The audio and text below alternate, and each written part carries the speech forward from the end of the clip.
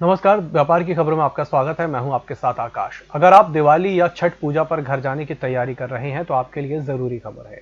Indian railway catering and tourism corporation ने ticket booking के लिए नए नियम जारी कर दिए हैं। इस नियम के मुताबिक अब ट्रेन शुरू होने के 5 मिनट पहले भी सीटें उपलब्ध हो सकेंगी। इंडियन रेलवे ट्रेन के रवाना होने के आधे घंटे पहले दूसरा चार्ट बनाएगा ताकि आखिरी समय में सीटें खाली होने पर कुछ लोगों को सीटों का आवंटन हो सके और वो अपनी यात्रा कर सके। आपको बता दें कि पिछले कुछ महीनों में कोरोना वायरस संक्रमण की वजह से दूसरा चार्ट 2 घंटा पहले तैयार हो रहा था।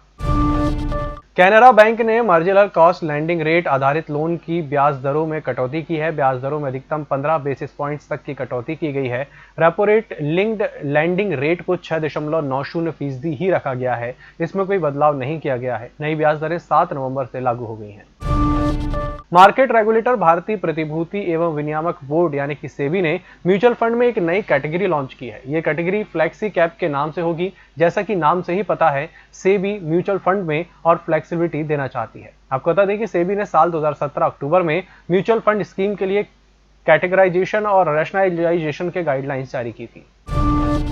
सेंट्रल बैंक ऑफ इंडिया ने कहा कि इस कारोबारी साल की दूसरी तिमाही में उसका शुद्ध लाभ 20% से ज्यादा बढ़कर 161 करोड़ रुपए का रहा है। एक साल पहले की समान तिमाही में बैंक ने 134 करोड़ रुपए का शुद्ध लाभ दर्ज किया है। बैंक की कुल आमदनी इस दौरान करीब 2% बढ़कर 6,833 करोड़ रुपए रही, जो एक साल पहले की समान तिमाही में 6,703 करोड़ रुपए थी। दिवालिया प्रक्रिया से गुजर रही एयरलाइंस कंपनी जेट एयरवेज की कमेटी ऑफ क्रेडिटर्स ने रिजोल्यूशन प्लान को मंजूरी दे दी है। अब कंपनी के रिजोल्यूशन प्रोफेशनल आशीष झावरिया ने इस रिजोल्यूशन प्लान को नेशनल कंपनी लॉ ट्रिब्यूनल में जमा कर दिया है। बस इस प्लान को मंजूरी का इंतजार है। 18 अक्टूबर को जेट एयरवेज को कर्ज देने वालों की कमेटी ऑफ क्रेडिटर्स ने सफल अबोलीदाता की घोषणा की थी। बुलेटिन में छोटे से ब्रेक का, जल्द हाजिर होंगे। होटल गौरीशी भोपाल शहर के बीचों बीच स्थित ठहरने की सर्व सुविधा युक्त जगह है। Room available in affordable prices और facilities free wifi, AC, TV, parking, security, lift, full sanitized room, toiletry kit. Hotel Gaurishi, hall number 8, Chittor complex, MP Nagar, zone 1, Bhopal. Phone number 7898128620। निष्पक्ष, निर्भीक और विश्वसनीय खबरें देखें सिर्फ ईएमएस टीवी पर। डाउनलोड करें ईएमएस न्यूज ऐप। सत्ता के गलियारों से गांव की गलियों तक देखिए हर खबर अपने मोबाइल पर। डाउनलोड कीजिए ईएमएस न्यूज ऐप। ब्रेक के बाद एक बार फिर से आपका स्वागत है।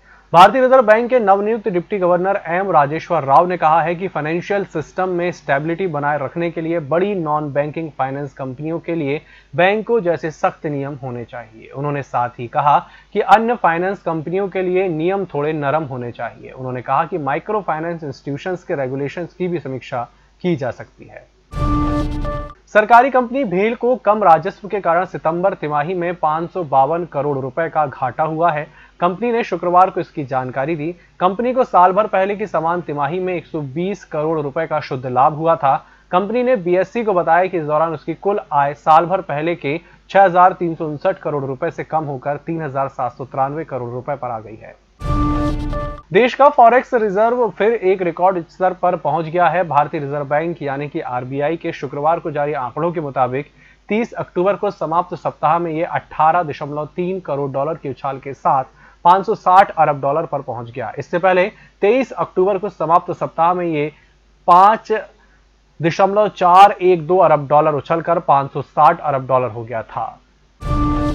सरकार ने टेक्नोलॉजी इंडस्ट्री के लिए वर्क फ्रॉम होम और वर्क फ्रॉम एनीवेयर की सुविधा को स्थायी और आसान बनाया है। सरकार ने बिजनेस प्रोसेस आउटसोर्सिंग और आईटी आधारित सेवाएं देने वाली कंपनियों के लिए दिशा निर्देशों को सरल करने की घोषणा की, जो कर्मचारियों के स्थायी रूप से घर से काम करने की सुविधा देगा।